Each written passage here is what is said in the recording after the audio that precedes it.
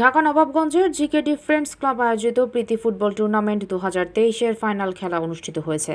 সোমবার বিকেলে জিকেডি friends club মাঠে ফাইনাল খেলায় অংশ নেন গোবিন্দপুর একাদশ বনাম দুর্গাপুর একাদশ। ফাইনাল খেলার শুভ উদ্বোধন করেন জিকেডি ফ্রেন্ডস ক্লাবের সভাপতি AKM শহীদুল্লাহ দুলাল।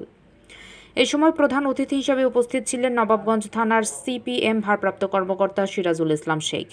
বিশেষ অতিথি হিসেবে উপস্থিত ছিলেন চুরাইন ইউনিয়ন পরিষদের চেয়ারম্যান আলহাজ আব্দুল জলিল ব্যাপারী, গালিমপুর ইউনিয়ন পরিষদের চেয়ারম্যান আজিজুর রহমান ভূঁইয়া আজিম, আগলা ইউনিয়ন পরিষদের চেয়ারম্যান জনাবা শিরিন চৌধুরী।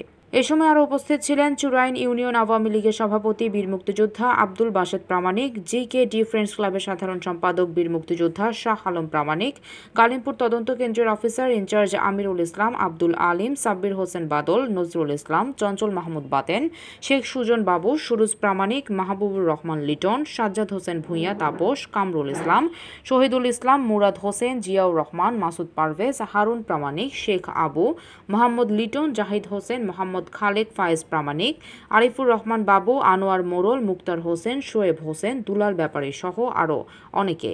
সাজ্জাদ মোল্লার পরিচালনায় টানটান উত্তেজনাপূর্ণ ফাইনাল খেলায় দুই দলই বেশ কয়েকটি গোলের সুযোগ তৈরি করেও কাজে লাগাতে পারেনি। নির্ধারিত সময়ের মধ্যে গোলে 0 ড্র হয় খেলা গড়ায় টাইব্রেকারের দুর্গাপুর একাদশ 4-3 ব্যবধানে জয়লাভ করেন। ম্যাচ সেরা খেলোয়াড় নির্বাচিত হন দুর্গাপুর একাদশের গোলরক্ষক নসিব ইসলাম। টুর্নামেন্টের সেরা খেলোয়াড় নির্বাচিত হন গোবিন্দপুর একাদশের খেলোয়াড় মোহাম্মদ আসিফ। পরে বিজয়ী দলের হাতে চ্যাম্পিয়ন ট্রফি ও প্রাইজ মানি তুলে দেওয়া হয়। দোহার নবাবগঞ্জ প্রতিনিধি সাইফুল সুজনের তথ্যচিত্রে PIB 71 TV।